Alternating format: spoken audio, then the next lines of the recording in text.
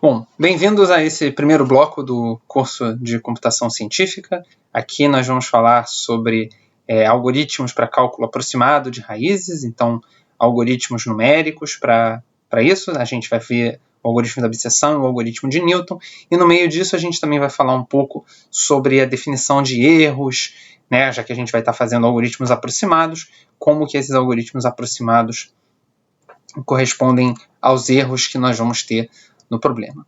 E aí, nesse primeiro bloco, né, eu queria falar sobre o algoritmo da abscissão, e nessa primeira semana, e aqui a gente vai começar o começo, então tem várias introduções ao mesmo tempo.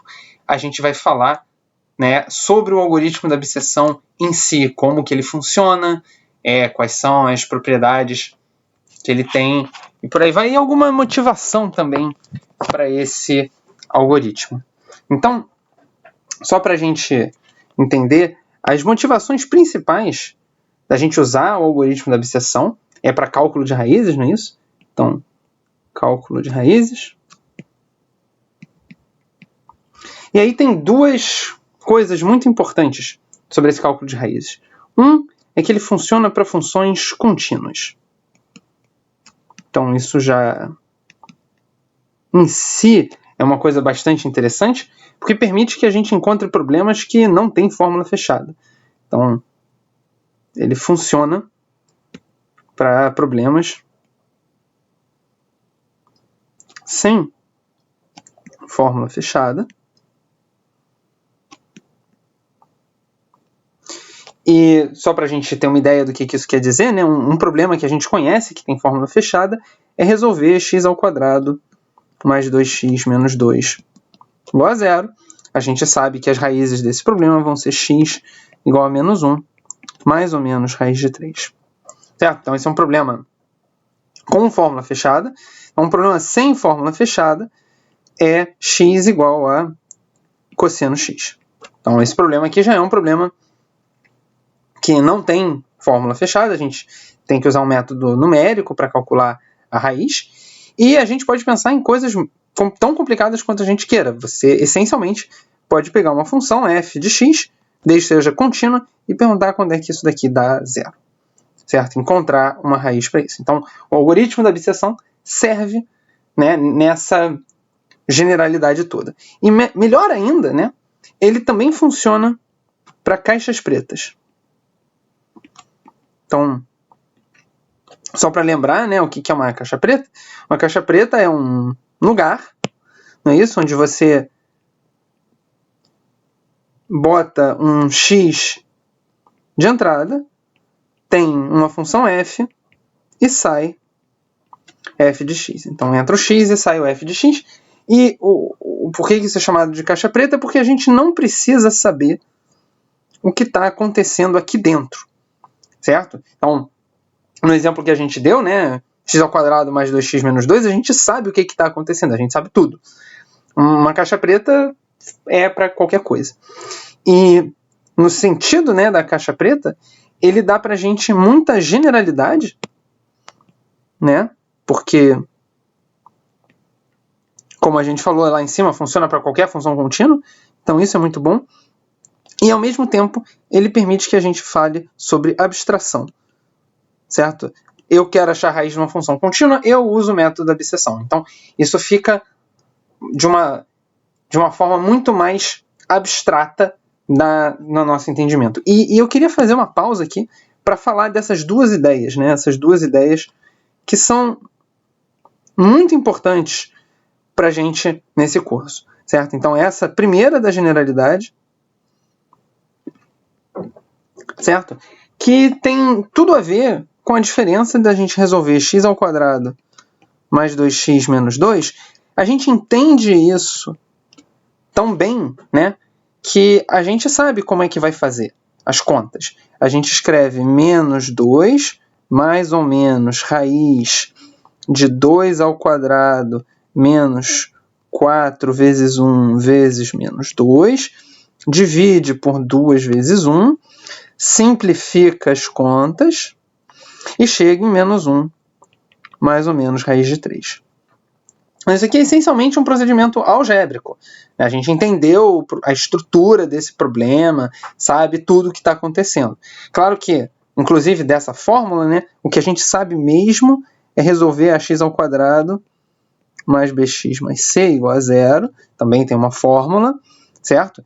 E essa fórmula é o que a gente usou ali. Então, você veja que essa fórmula do segundo grau serve para problemas do segundo grau. Se for um problema um pouco mais complicado, não vai ser a mesma fórmula. Claro que se você tiver um problema do terceiro grau, você vai lá, pergunta para os seus italianos favoritos, eles podem dar a fórmula para você. Se você tiver um problema do quarto grau, você pergunta para alguns outros italianos e eles também vão dar a fórmula para você. O problema é que do quinto grau em diante, não tem fórmula. A gente tem que usar um método mais geral. Certo? Então, essa é a primeira grande vantagem, né? A gente pode tratar de problemas muito mais gerais dentro de um mesmo arcabouço. E a segunda ideia, que é essa ideia da abstração, é que a própria abscisão pode virar uma caixa preta. Então, a abscisão é uma caixa preta.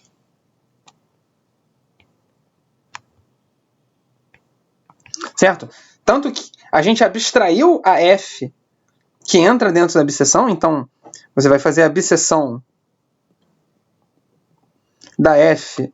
A f é abstrata, mas se você estiver preocupado com o problema de encontrar uma raiz, você diz, encontre essa raiz por abscisão, e isso também é uma abstração. Então, essa possibilidade de a gente abstrair a abscisão é uma coisa abstrata, porque ela usa caixa preta, e ela mesma se torna uma coisa abstrata, ela mesma se torna uma caixa preta para o próximo nível do nosso programa. Então isso é muito bom para a gente fazer, né, um programa bem modularizado, para ter os nossos algoritmos bem separados. E aí eu não poderia deixar de falar, né, sobre o algoritmo em si, que é muito interessante, é muito simples, né? E é essa simplicidade que dá também a generalidade e tudo mais que vem com ela. Então, a gente tem a função f, a gente vai ter um intervalo AB, eu vou desenhar bem grande aqui, e eu quero que f de A e f de B tenham sinais opostos.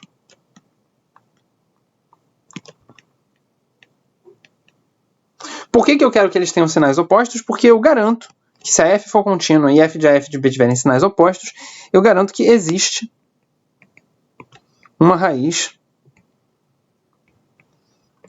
entre A e B.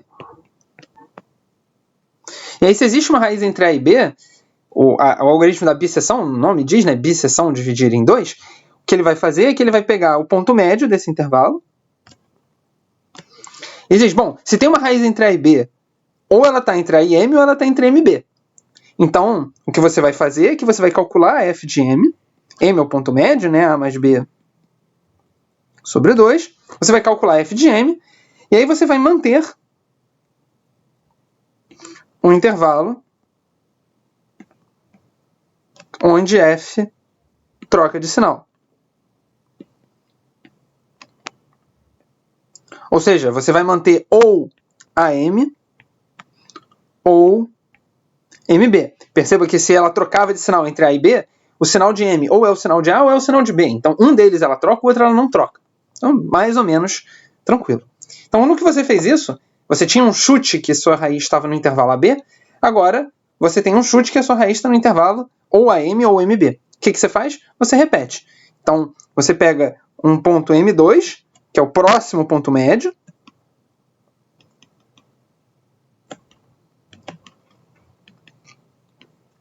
divide, né? Divide o intervalo, por exemplo, você divide o intervalo AM em 2, então você vai ficar com AM2, M e o B está um pouco mais longe.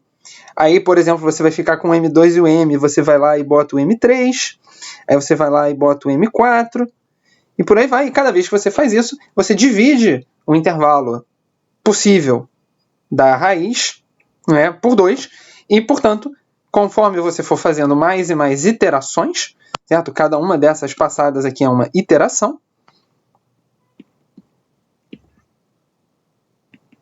Quanto mais iterações você fizer, menor o intervalo. E aí você para quando você estiver satisfeito, quando você já tiver precisão suficiente na sua resposta para o que você quer. Então, a gente vai falar daqui a pouco sobre os critérios de parada, mas antes disso, eu queria falar de alguns exemplos de mostrar como que essa abscissão funciona.